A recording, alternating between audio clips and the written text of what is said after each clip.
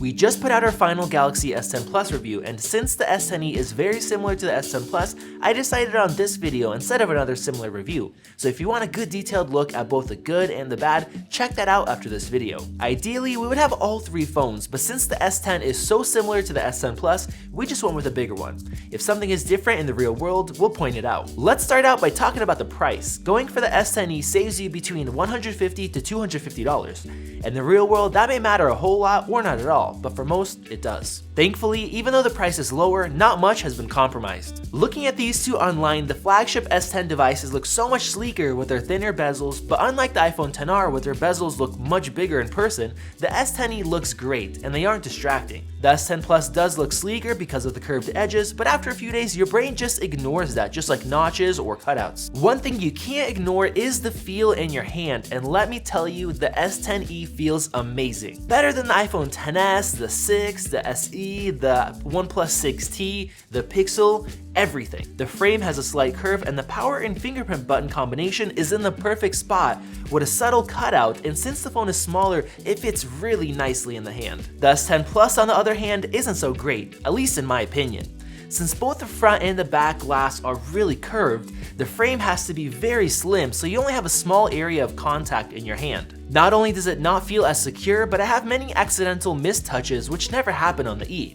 Unfortunately, I did hit the big speed button so much more often with the XE since my index finger landed right on that button. One of the biggest hardware differences is the fingerprint reader. The S10s have an in-display ultrasonic sensor, which is super cool, but in the real world, the S10e's standard design is so much faster and more reliable. Even after the software updates and putting my thumbprint in 3 times, it's still flaky, which makes sense since it's a first generation feature, whereas the S10e scanner has been perfected. It's also in the perfect spot, so when you grab your phone, you can actually turn it on and scan at the same time, and like you saw, it's basically instant. One thing that really surprised me both from the Samsung event and using the phones long term is how the S10e stacks up.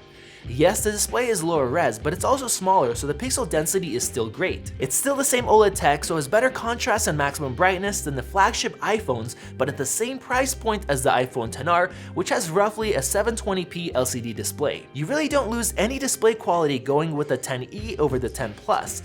Along with that, the speakers are surprisingly just as good.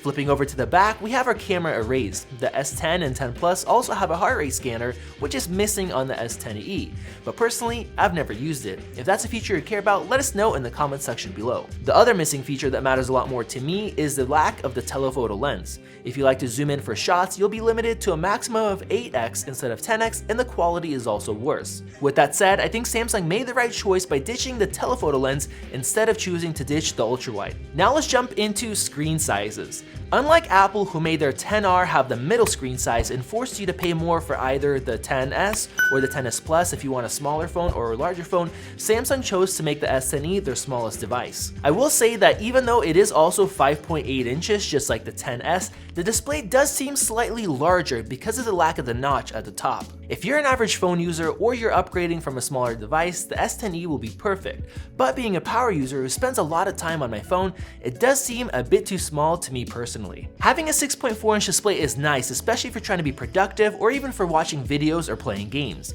Along with the smaller size, we also have a smaller battery, and if you're a power user, you do notice that day to day.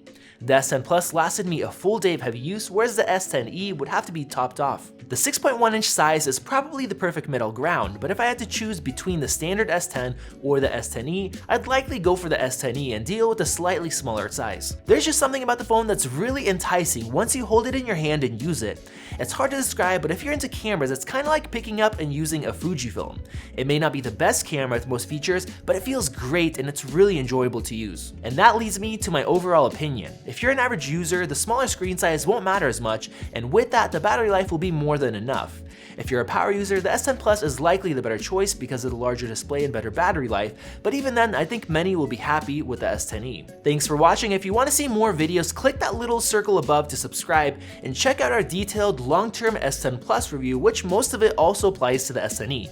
This has been Max with Max Tech, and I'll see you in the next video.